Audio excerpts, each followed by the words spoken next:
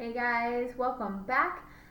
Today we're just going to continue kind of the same conversation as yesterday, and I really want to share a story with you guys about waiting and what that did in my life and things I learned from that. And I'm hoping that you can apply it to your own life and your own situations of waiting on God's promises. So some of the story my class already knows, so bear with me guys. Sorry if you have to hear it again. Several years ago, after we had Elijah, before we had Jeremiah, I was pregnant with twins, and unfortunately we lost those babies, which was obviously a very hard situation. So fast forward to some time later, I was pregnant with Jeremiah, and as you can imagine, it was kind of a scary pregnancy. I had some fear, and I remember being in the waiting room I was waiting on the doctor for an appointment for Jeremiah, one of my very first appointments when I was pregnant. And it was one of the few times in my life where I just really felt God kind of speak over me. And I was praying, I was fearful, and I very clearly felt the Lord tell me that I was supposed to have this child. And it gave me so much peace.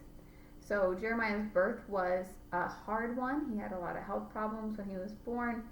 He was in the hospital for a month, and he had 2 surgeries that first month of his life. One of those surgeries did not go well, and they pulled us in.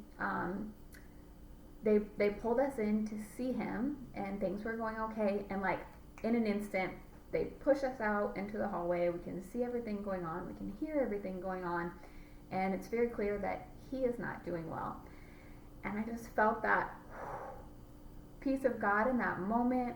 He brought those words back to me that this was a child I was supposed to have. Fast forward even more years, 3 years later, when Jeremiah was diagnosed with cancer. And I remember praying that God would heal him very quickly. Obviously, that was my hope for him.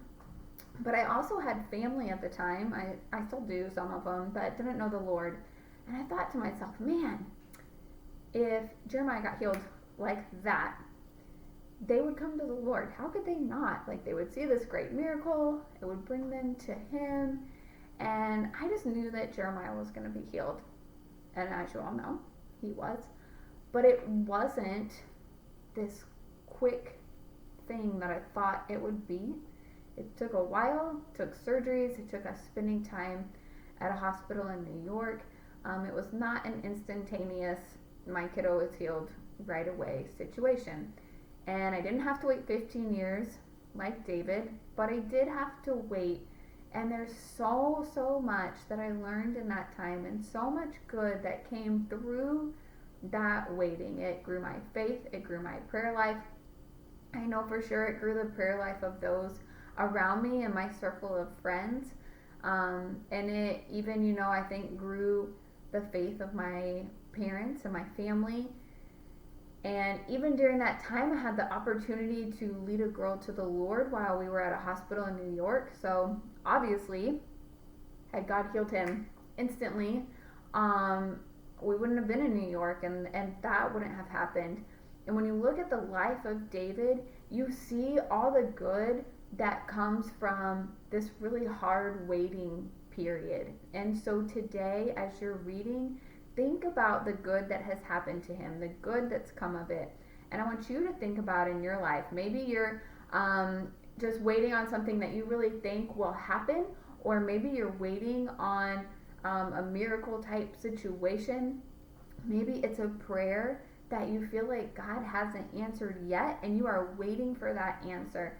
And in that waiting, I want you to think about, what are blessings? I used to pray and ask God for glimpses of his glory during that time of our life, because I needed to see the good things. So pray for God to show you the good that he's doing during this time of waiting, and use it as an opportunity just to grow in your walk with the Lord, to grow closer to him, and to know that waiting is not always bad, and he uses it for his good.